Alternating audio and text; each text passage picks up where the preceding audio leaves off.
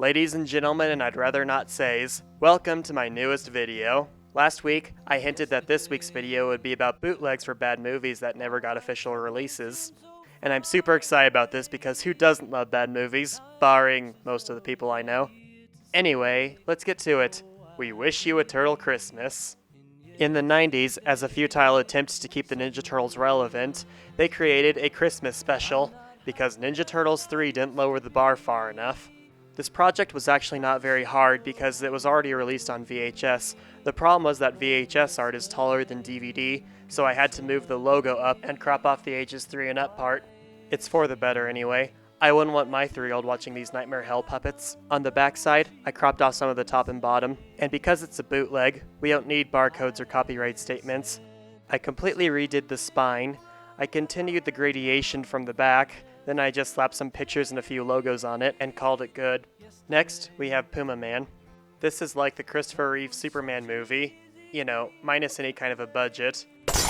Also something to do with Aztecs? I can't remember. I found this movie pretty forgettable. Now, before I go too far into this, it's worth mentioning a lot of these movies I'm working with have very limited resources on the internet. When I was working on the Hunger Games, those movies are huge. High quality art wasn't hard to find. Puma Man, however, not so much. I found a movie poster in less than ideal quality, but it was workable. The logo wasn't too hard to refine, and then I just added some actor names. On the backside, there was a piece of poster art that I wanted to use. The only problem with it was that the only high quality picture was in black and white, so I manually colored it in. In regards to the pictures from this movie, the film negative has not survived very well, and the picture is low quality. Fortunately for me though, I found some pictures that had been digitally restored. After writing out a description and including some DVD information, this is what I made. Up next, we have the Legend of Titanic. Yeah, that was a nice legend and not a terrible tragedy that actually happened. Anyway, this movie is a blatant ripoff of the James Cameron movie, but I guess the ending of the original was too sad, so they made it more Disney-ish. Anyway, again, the internet had very little resources to work with, and I couldn't find a high-res poster for my cover art, so I decided to make my own. I wanted to really capture the essence of this film. After finding a good reference picture, I started to sketch it out, but it was still missing something. The original advertises that it had won 11 Academy Awards, and Lord knows this didn't win anything. Let's see. Perfect! Now, I know what you're probably thinking. Brandon, shouldn't this be the Legend of the Titanic, not the Legend of Titanic? And you are right. It should be that. I just wish the creators knew that. Now, moving on to the backside. Again, I didn't want to stray too far away from what the original had done and allow it to become its own thing, so I just swapped out some pictures and changed the text, and it was good to go. Up next, lurking at the bottom of the ocean, we have the sequel that nobody asked for, The Legend of Titanic 2, Tentacolino.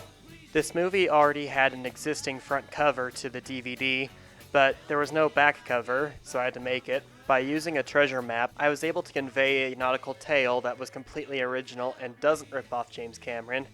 Granted, calling it original is the only praise I can give it because it's even more insane than its predecessor, but moving on.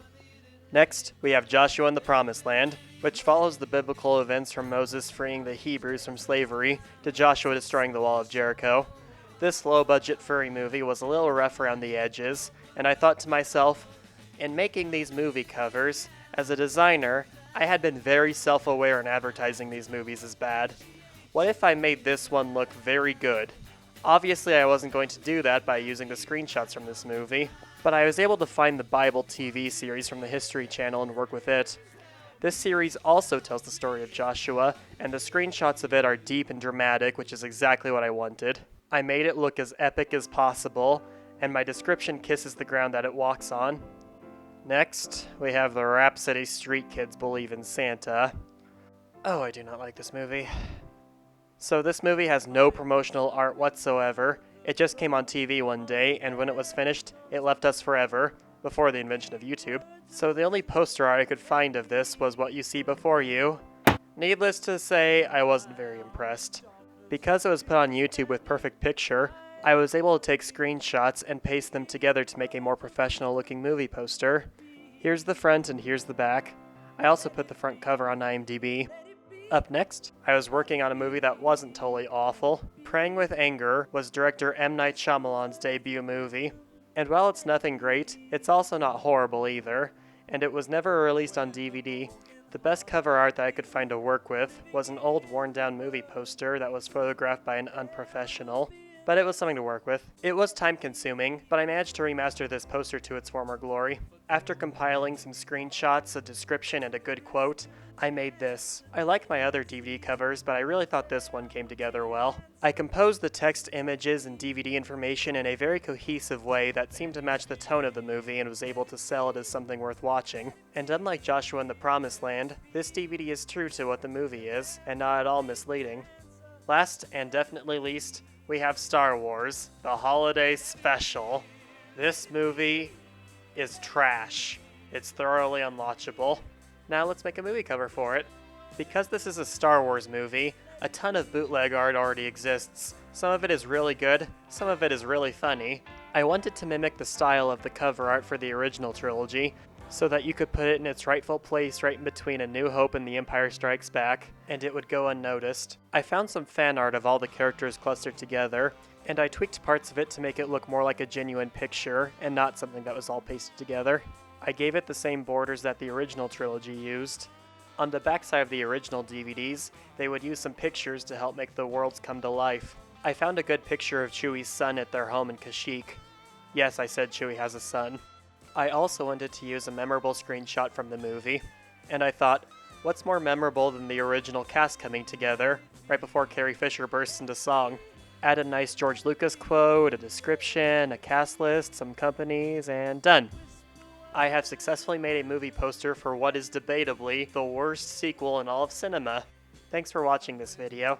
I thought it would be fun to make a video on a couple of passion projects that I made. Even though they had no real clients behind them, they were fun little things that I just enjoyed doing. If you've watched some of my other videos, you probably know that I have quite a large range of things I'm able to do, but all these projects were just for fun. Like this video, subscribe, make sure you're drinking 2 liters of water every day, and if you need a designer, check out my website. I'll be back next week with a video for a real client, and I'll see you then.